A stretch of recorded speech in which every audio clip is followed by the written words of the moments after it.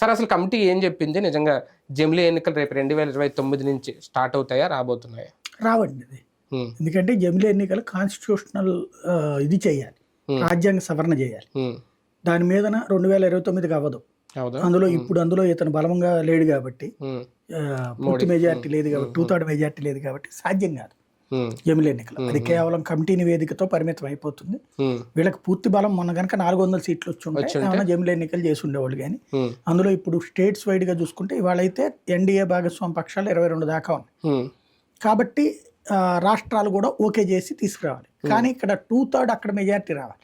ఇంకోటి ఏంటంటే దీంట్లో కోర్టుల జోక్యం ఉంటది, చాలా పెద్ద రచ్చ నడుస్తుంది. అంటే కమిటీ వేసిందే అందుకు కదా, ఇప్పుడు మిగిలిన ప్రభుత్వాలని మిగిలిన పార్టీలను ఒప్పించడం కోసం వాళ్ళ అభిప్రాయాలు తెలుసుకోవడానికే కదా.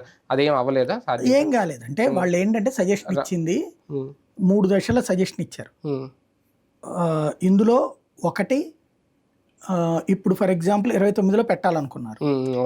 ఈ లోపుగా ఎన్నికలు జరిగేటటువంటి వాటన్నిటికీ కూడా అసెంబ్లీలకి, ఫర్ ఎగ్జాంపుల్ పంజాబ్ జరగాలి, గుజరాత్ జరుగుతుంది, ఈ అన్నిటికీ కూడా 4 ఏళ్ల ఎన్నికలు. అంటే ఫర్ ఎగ్జాంపుల్ వచ్చే ఏడాది మహారాష్ట్ర జరగాలనుకో, మీకు 3 ఏళ్ల కోసమే ఎన్నికలు, 4 ఏళ్ల కోసం అనాలి.